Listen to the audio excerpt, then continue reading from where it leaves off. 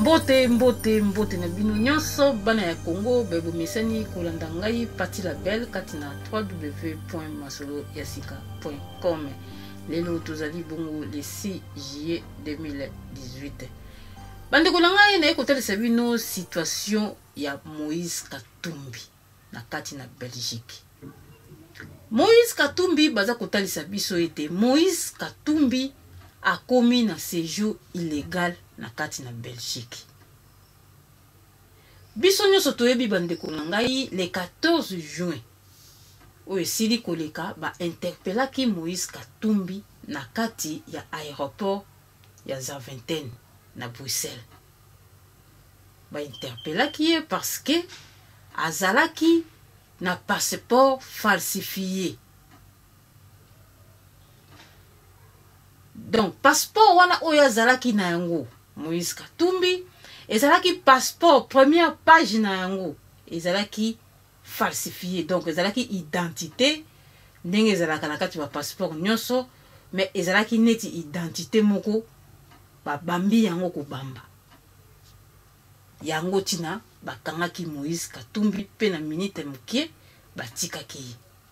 Tango batikaki ye bandeko na nga batalisaki ye bayebisi ete topesi yo séjour provisoire ya 15 jours. En attendant obongisa situation na yo. Donc on régulariser situation na yo ya mukanda.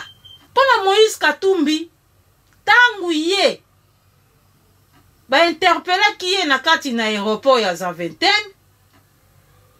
Asila ki kotalisa bango ete passeport asila ki kotalisa ba Belge ete passeport nanga eza falsifié te. Passeport nanga eza falsifié te.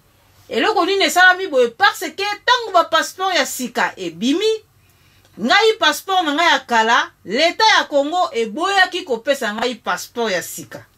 Mais passeport oyo natambulaka nango oyo naza nango natambulaka nango banda kala. Donc passeport oyo akala wana balongolaki yango na système banda janvier.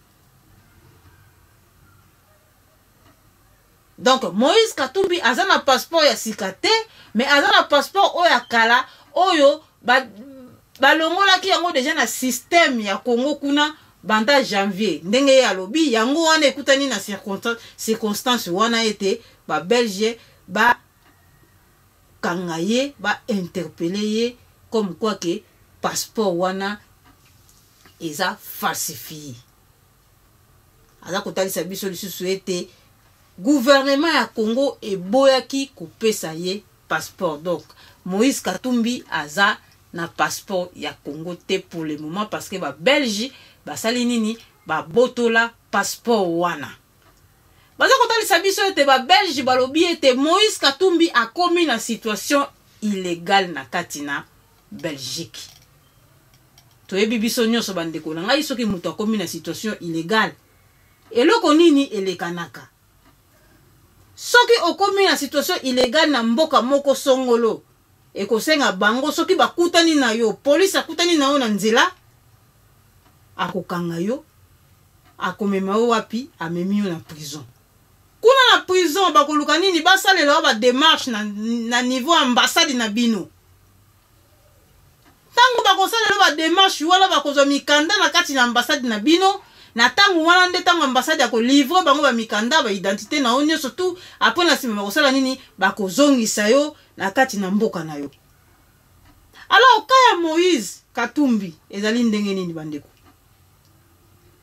Tango bakokanga Moïse Katumbi bakomema ye na prison po ete ba refoule ye po awa mundela talaka mbongo te. Po na yebi ete bokoloba ete Moïse Katumbi baza na mbongo za lokola biso te, c'est bon. Mais mundele awa eloko na sepelaka na mboka oyo mundele atalaka mutu ya mbongo te. Mutu nyonso aza mutu devant la justice awa na poto. Donc soki bakangi nga pona mukanda na komi illégal na mboka moko boye bakokanga pe Mende, bakokanga Katumbi, bakokanga mutu nyonso oyo asali ba démarche te. Donc aza négligent na situation na yemoko. Alors bakoza Moïse Katumbi ba memiye na kati na prison kokoma kuna na prison bakosalele ba démarche na ambassade bisika siko to komi yango wana yaza kotalisa biso ete ambassade eboyi kopesa ye passeport. Alors démarche nini o ba belge bakosala na epa ya ambassade ete a livrer Moïse Katumbi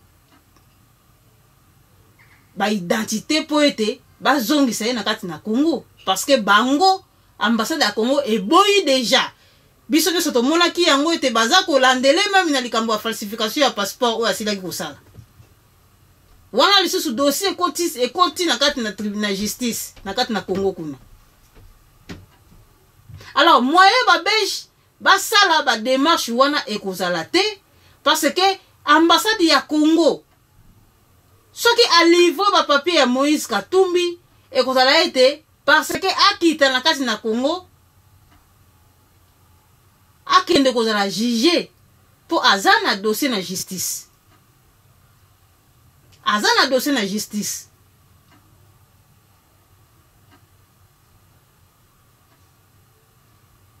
Soki siko totali mutu lokola Moïse Katumbi o aza même pas ko s'inquiéter pour la situation na ye moko.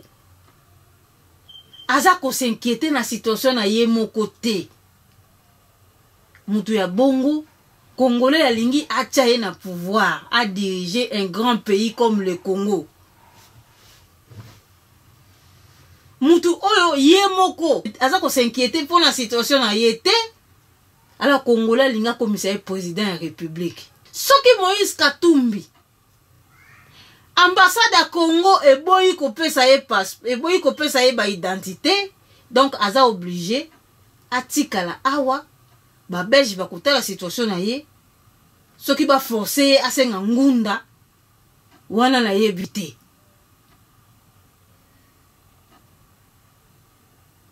Mais soki ba ambassade epesi ba identité, c'est-à-dire ça les ba démarche de façon c'est na Congo, c'est que tu veux comprendre le moko était Moïse Katumbi azalaka na ye na problème na Kabila te.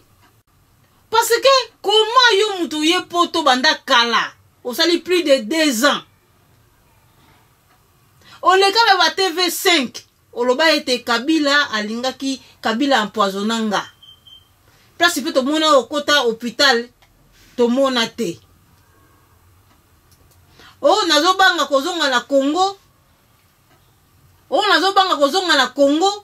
parce que kuna bakokanganga bande ko na convention de Genève na application à convention de Genève oyo il y a le 28 juillet 1951 baza kotalisa biso boy moto nyonso oyo akotika mboka na ye aye na mboka ya bato mosusu tanga komi na mboka bato mosusu aza komi kobanga azonga na mboka na ye po ete kuna bakokanga ye to pe kuna bakopersekite ye, c'est-à-dire bakobeta ye, bakosala ye mabe nyonso, bakonyokola ye, bakotia la kati na prison na cause ya race na ye, na cause ya croyance na ye, to pe religion na ye, na cause ya nationalité, to pe na cause ya différentes opinions politiques.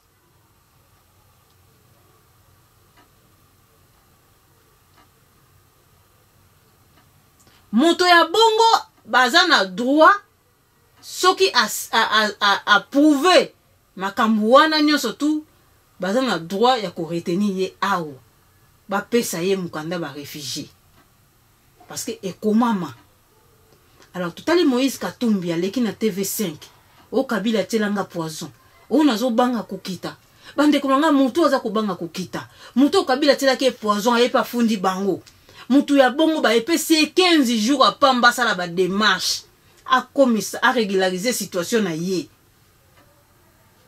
Avant di na ye 15 jours le kika boye avant di na ye donc mutu na za s'inquiéter te. Si ko to tala inquiétude wana pourquoi eze pas ya Moïse Katumbi te bande ko ngai. Pourquoi ça inquiétude wana te parce que Moïse Katumbi azala jamais opposant ya Kabila. Azalaka jamais opposant ya Kabila bandeko na ngai. Moïse Katumbi ayaki awa na libanda ya mboka pona ko distraire peuple congolais, pona ko sala distraction na kati ya peuple congolais, pona ko sala corruption na kati ya peuple congolais. Tala banda Moïse Katumbi ya bilongi ya batu ezalaki bilongi ya batu oto yebaka na kati na bitumba oyo ya Congo, bilongi wane koma lango kokumisa Moïse Katumbi, bilongi wane bunga nzela ebaka lisusu te tokolobela nini tokolobela nani, c'est-à-dire bakomi kaka oyo ayeba kei dokolo ayeba kei Francis Kalombo ayeba kei, c'est-à-dire bakomi bikenda kenda eza pona Moïse Katumbi. Moïse Katumbi abebisi nyonso awa comme si plan moko ezalaki organisé epa na ye na Kabila baya kosala. Siko question ezali soki lelo azongi na Kinshasa,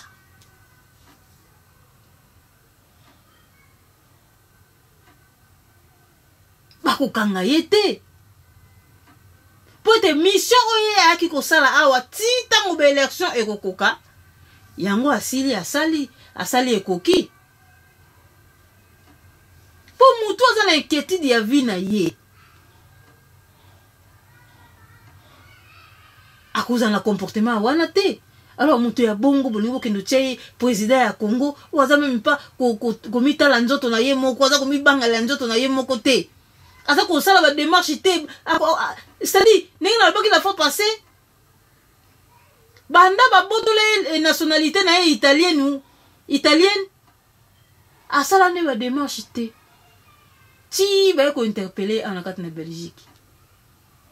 Tango mususu Moïse Katumbi akoki pe kozala ba conseiller ya mabe, batu lokola bakalombo, batu lokola bakamitatu bayebi situation oyo eza Kalombo aza mwana poto kala Francis Kalombo. Mais pourquoi boko tia mutu na bino boko lakisa ye nzela te bozolanda ebele se pona mbongo? Alors pour la conclure émission nga ya mukona lelo bandeko nga na kotalisa bino ete soki Moïse Katumbi lelo yo lokola komi na situation illégale bakangi ye bakena ye na centre de refoulement kuna bakolinga basele ba démarche. Soki ambassade ya Congo ndimi ba démarche wana c'est que ezalaki plan na bango dès le début et le kabongo parce que na bi ete ngai mona kuta mukiye oya bota miawa ou bien tant to renouveler ka mikanda ba bisaka biso ete bo renouveler mukatsoki ba peso mukanda exemple ya 5 ans lingo ekoka okomona ba lettre comme yo na ndako sala no o renouveler mukanda na osino to okoma illégal. Alors yo moko tant qu'une personne o sa ni on ko s'inquiéter nzambe va rappeler nga na sa noki parce que eloko wana eze eloko moko très important. Alors mutu azo négliger biloko wana c'est que aza mutu te, aza mutu ya kolanda te plan na ye na Kabila dès le début et simbi et bebisi komba yango na Moïse Katumbi mona eloko sala susu awate a négliger aussi démarche ba yebisaki asala pona ko akoma légalisé. Donc azana plan na ye na Kabila yango bandeko liso onaki kotalisa bino na oyo etali séjour ya Moïse Katumbi illégal na kati na mboka na Belgique apata te bato belé oyo ya mbongo ana poto bazanga mikanda bazali mbongo mundela talaka mbongo te, mundela talaka mbongo te, mundele koto na sécuriser mboko na ye eza lokola Afrique to ye kaka boye soko wuti wapi to yebite mala moko po kiti na kati na Congo ale sans visa sans eloko sans passeport koti na kati na mboko komi poko vivre sans mukanda so kaka mbila kangi obo zi mwa di euro pesi awate donc eloko tozozela na avenir totala ndenge nini makambo yango ekolekana yango lisolo na yeki nango kotalisa bino pona mokona lelo. Vraiment vous allez toujours branché. Tout le monde est au revoir.